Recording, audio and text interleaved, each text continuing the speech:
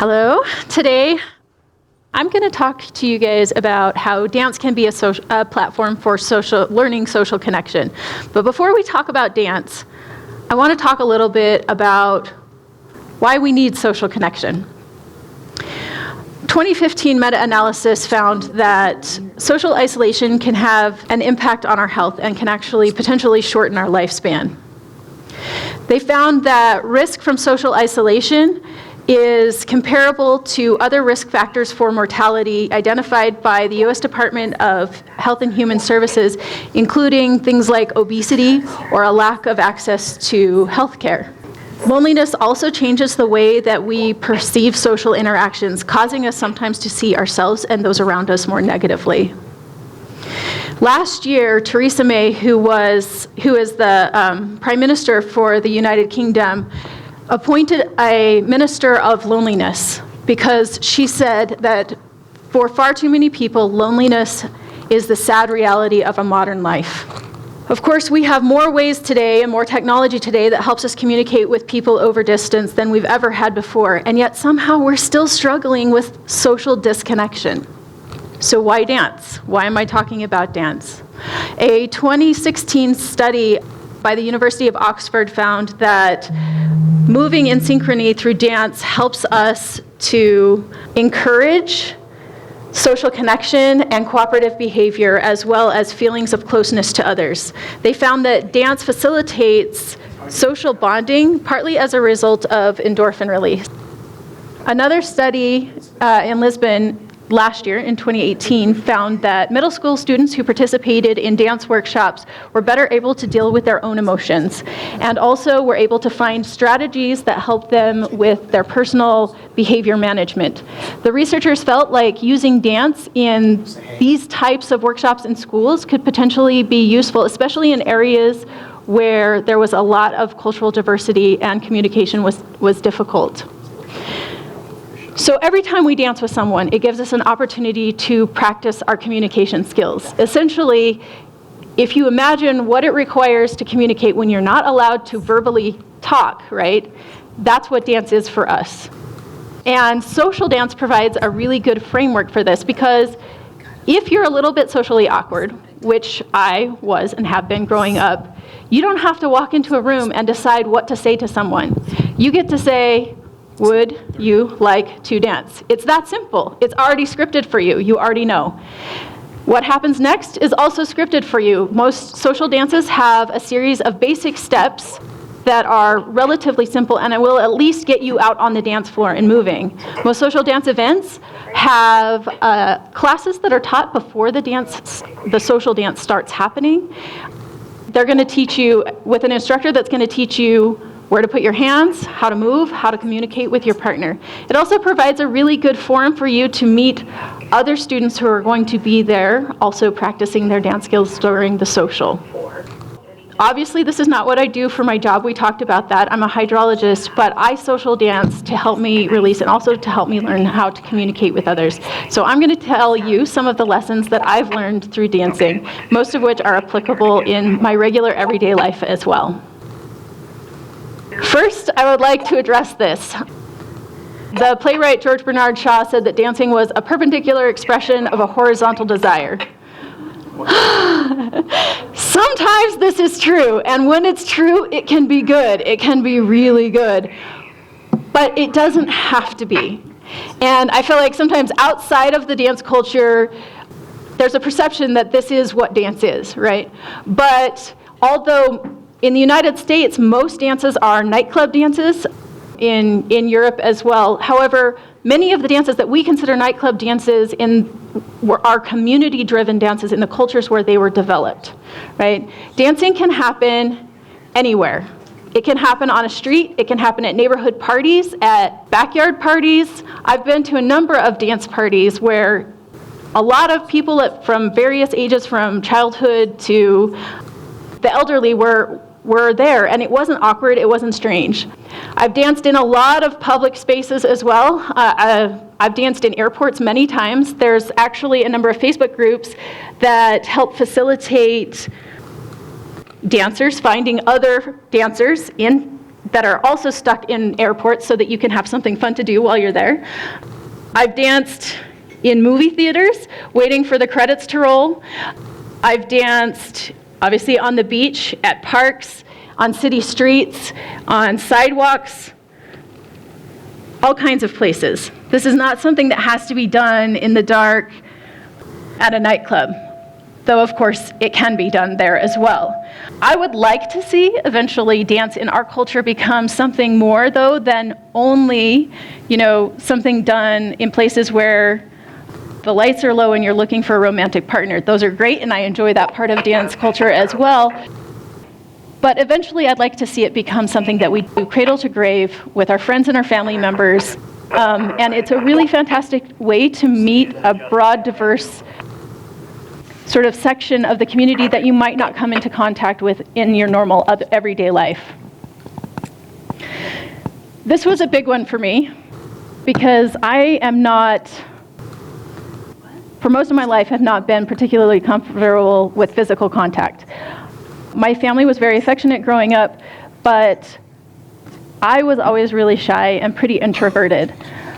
Social situations, I would often stand aloof because I didn't know really how to interact with other people.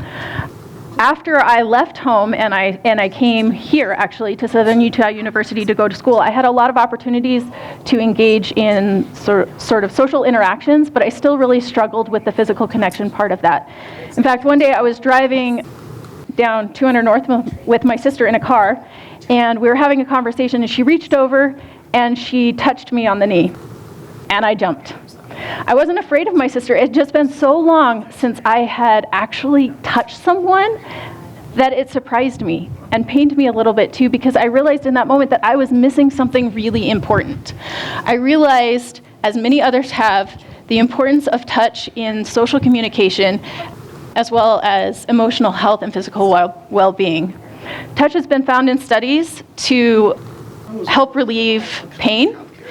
It's been found to be helpful for people struggling with depression or people with ADHD or autism in learning how to connect with other people. It has been helpful in finding ways to heal from social rejection. For children who are very young, affectionate physical contact can help develop the neuronal pathways as well as encourage the parent-child bonding. It can help relieve the physical manifestations of stress by reducing our heart rate and also releasing oxytocin. There was a study that was done one time that showed that we could communicate discrete emotional feelings such as happiness or fear or anger through simply touching another person, a stranger who we didn't know and couldn't see because there was a curtain between them.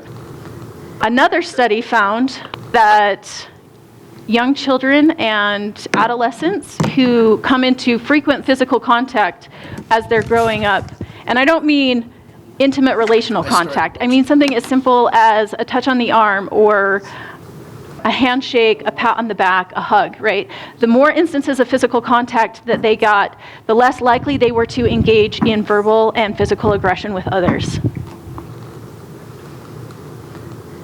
So, touch can be important, right? It can be real. And there are also impacts from not touching, right? So, touch deprivation has been shown to impede cognitive and behavioral development.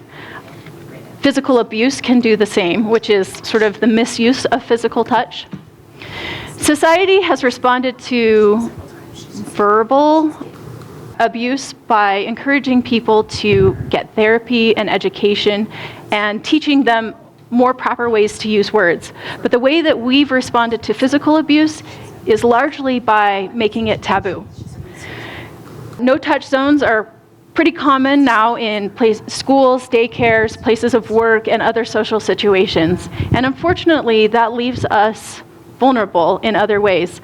I had a friend who is a teacher, and one day she saw one of her students who seemed to be particularly depressed that day or downcast, and she walked over to her student, she gave her a hug, and she said, I'm really fortunate that I've had the opportunity to teach you and to have you in my class. There's something else that's really important about touch. We talked about how it could convey emotions, and it's really efficient, particularly at conveying the emotion of sincerity. And this is going to become important in this story. A friend, another teacher saw the interaction and came up to my friend and warned her about the dangers of touching students, particularly or even if the intention was encouragement. But on that day, that touch was really important to that child. The next day, my friend received a letter from her student that said that she had planned to go home that day and end her life. She had not thought that there was anything anyone could do that could change her mind. But on that day, my friend did change her mind. I recently read a blog from a man who had become a father, and on the first day that he held his newborn daughter, and every day that he held her afterwards, he realized that he had been missing something incredibly vital in his life. For much of his life since childhood, he had felt this huge void, but he didn't know what it was or how to fill it. The impact that we have from physically touching another person and our ability to communicate with them through that means is real. And choosing not to touch can also create real barriers for our ability to communicate with other people. And of course, in dance, it's kind of, not always, but usually required. So for me, my inability to touch came to fruition through a lot of New Year's resolutions, trying to learn how to hug. Obviously, dance was a big part of that. This is a much more natural action for me today than it used to be. The first blues dance workshop that I ever attended, we spent the first half hour of the workshop learning how to hug our partners and trying to find a way that we could improve our connection to where we could sync our breathing. This level of connection is not required for every dance style or every dance move, but it can often be helpful and occasionally required. So let's talk about different levels of connection. We can sort of correlate these to the way that we interact with people every day in society. An example would be an open connection. This is what we often term an open connection in dance is much like a handshake, right? It's got a single point of connection, usually often in the hands. It's probably the most difficult to lead and follow because it's hard to put all the communication that you can put into that one little space. But it does leave a lot of room for individual styling and also potentially the most comfortable. Closed connection usually has multiple points of connection. This is kind of similar to the side hug. We do this a lot in social situations. And you generally have complete connection all along the arm, right? This is a little easier to lead because the lead can actually physically push the follow's body if he wants her to go somewhere. The follow, because she's got her hand on his shoulder and his arm, can feel before he even starts moving that he's about to go somewhere. It still leaves sort of some space for personal expression and communication, but it's a lot closer. And then, of course, we have a very close, closed connection. Not all dance styles utilize this, and it is, even within the dance community, probably varying levels of comfort with this kind of connection. But it's also the easiest to lead and also to follow, because, of course, as the lead starts moving, the follow is connected to him, right? And so she's going to just move right with him. She knows exactly where he's going. On the dance floor, you may see any variety of these types of connections happening depending on how they're interpreting the music. But the most important part about this is that whatever connection style that you use, whatever level, whatever closeness that you use, that comes with mutual consent of both partners. It's not something that the lead decides or that the follow decides. It's something that they decide together through their communication. So let's talk about that communication, right? The conversation in dancing. In 2008, there was a study done that looked at the areas of the brain that are active while you're dancing. Of course, the motor areas are always active, but particularly when you're doing complex dance steps, there's an area on the right hemisphere that correlates to the Broca's region on the left hemisphere of the brain. The Broca's region helps us sort of choreograph sentences with words, the way the right hemisphere is allowing us to choreograph the dance steps and movements. We are sort of literally having a conversation through the dance. This is particularly important if you're doing more complex movements that are going to be potentially dangerous, right? Like, there should never be a situation where one partner takes the other partner completely off their balance and off their guard. It always happens through, and of course this is not verbal, it's physical, right? The leader will say, hey, I would like to do a move, maybe a dip. Are you willing to give me your weight? And then the follow chooses whether to submit to that movement or to resist against it, at which point the lead can either continue through the move or can abort, right? The lead is always going to be sort of adjusting for the comfort level of the follow. This is a huge part about dance and something that we get to practice every time we go, because social dancing and partner dancing is not something that you do alone in your bedroom and you get really good at, and then you come out here and show everybody how great you are. You get to learn with another person, and often in a place where there are many other people watching you, and that can be really uncomfortable. Sometimes you're gonna think you got something really great to show people, and you're gonna go out and you're gonna do it, and it's not really great, right? Sometimes you're gonna go and you're gonna decide, I'm gonna put myself out there and ask that person that I've really admired to dance, and you're gonna ask them, and they're gonna say no. And those moments can be embarrassing and they can be scary, but they can also help us grow, and that's really the only way to learn how to get better. Sometimes you're just gonna have to get out there, let go a little bit, live a little bit, have fun with it, laugh at yourself when you fall down, and get back up and keep going, because letting go of your ego and finding your courage is part of this process. In dance, as in real life, leading can be a lot more complicated than it sometimes seems. Sometimes it's hard to tell. Sometimes you lead, sometimes you follow, and sometimes it's hard to tell exactly who's doing which move.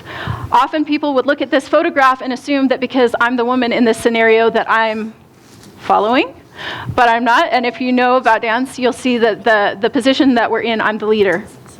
This is becoming more common, especially in certain dance styles like Lindy Hop or fusion or blues. In fact, oftentimes in those cultures, the question that follows, would you like to dance, is would you like to lead, follow, or switch? So that you have your expectations ahead of time. Practice makes better, because perfect is not a thing. There is always going to be somebody out there that's better than you. No matter how much effort and energy you put into this, somebody is always going to be better at something. And that's okay. It's actually pretty great, because getting good at dance or anything can be a lifelong endeavor. And you're never going to get to a point where you're like, that's it, I know everything, I'm done, I don't need to do this anymore. Which, if you come to learn and experience the dance culture, is positive, right? It means you can keep coming back over and over. And eventually you'll still get better.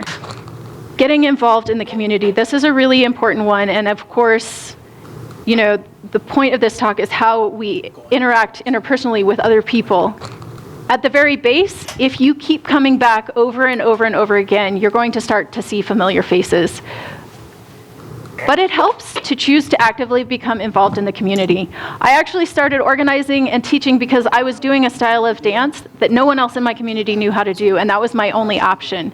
It was really scary, it was really hard, it forced me to ask people for help. But when I asked for help, there were always other people willing to step up. So if you really want to get involved in this, and if you really want to learn to your greatest potential, volunteer, organize, or simply just find other people that can come out with you and be engaged in the process.